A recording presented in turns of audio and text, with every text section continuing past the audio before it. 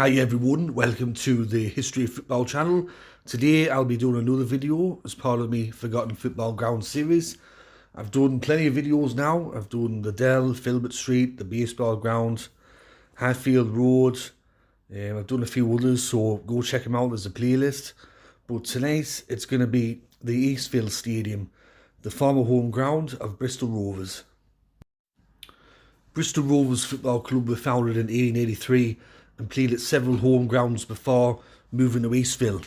It was during the 1896-1897 season that the club became a limited company, and understanding the need for paying gates if they wished to progress, they leased Stapleton Hill, home of Bristol Harlequins Rugby Club, and the ground that would become Eastville Stadium. The new home at Eastville had a wooden stand with 500 seats and a press box.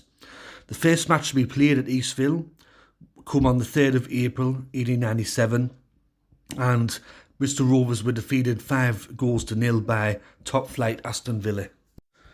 Due to the stadium's proximity to the gasworks, the team earned the nickname the Gas, with the followers being called Gasheads.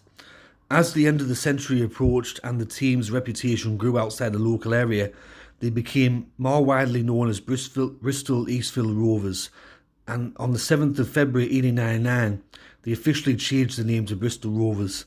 Later that year, they were admitted to the Southern League, where they would spend the next 20 years. Bristol Rovers purchased the Eastville Stadium for £2,500 in 1921.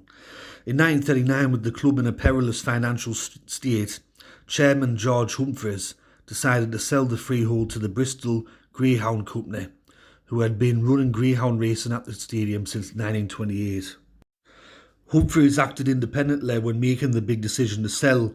However, this caused a number of boardroom rows.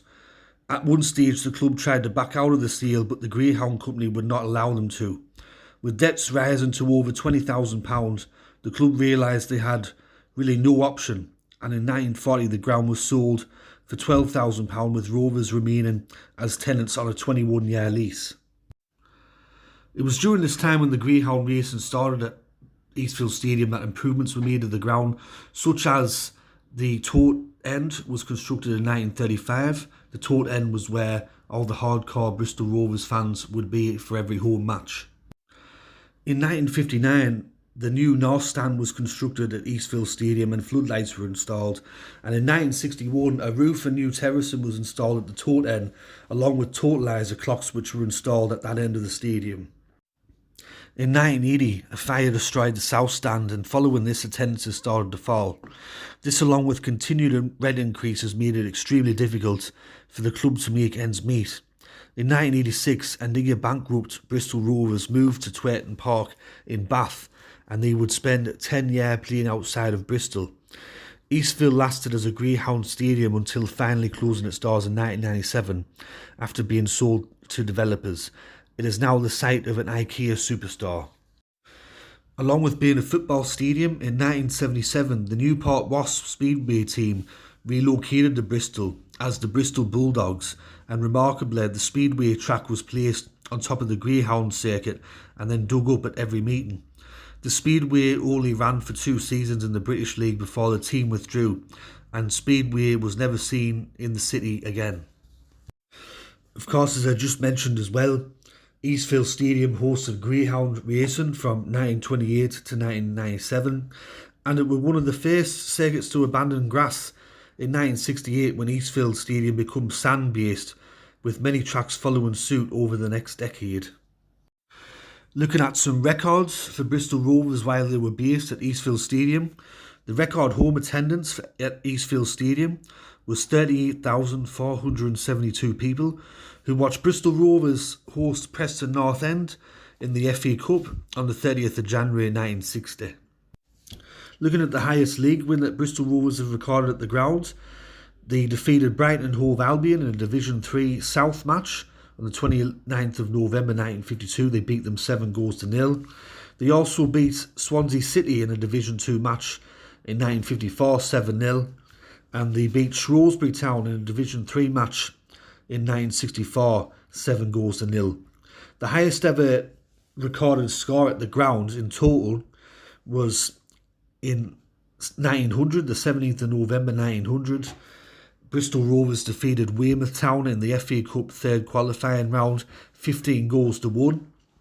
And their record defeat at Eastville Stadium come in a Division 3 South match on the 13th of April 1936. They were beaten 12 goals to 0 by Luton Town. The final ever match to take place at the Eastville Stadium was against Chesterfield, and it finished in a 1-1 draw. Another really unique thing about Eastville as well is that there was flower beds behind each end of the goal at the ground, and I think that was mainly due to the greyhound racing. So that concludes my video on Eastville Stadium tonight, the former home ground of Bristol Rovers. Hope you enjoyed this video. It was an interesting ground to research, and looking at them pictures, it not only hosted football but speedway racing, greyhound racing, so it had many uses. Also, for Bristol Rovers fans, they would have seen some of the greatest ever players that have featured at the club at Eastville, such as Stuart Taylor and Jeff Bradford, and some of their best ever seasons were at Eastville as well. So, no doubt, lots and lots of memories. And even today, with the nickname being the Gas or the Gas Heads, that's from Eastville Stadium. So that's something that is a legacy that comes from the ground and follows them over to the memorial ground where they're playing their matches to this very day. Like Springfield Park, the last video that I did, there wasn't too much information on Eastville Stadium. There was bits of pieces of information here or there, but there wasn't really much documented about the stadium itself. So I'm sorry if this video doesn't come across as well researched or has a lot of information, but this is the best that I could find, and I hope that you can understand that. But this has been History of Football, and I hope you liked this video. If you did, let me know in the comment section below, and let me know which ground you'd like me to do next. Anyways, I'm signing off now, and I'll catch us all later in the next one. Tatty bye.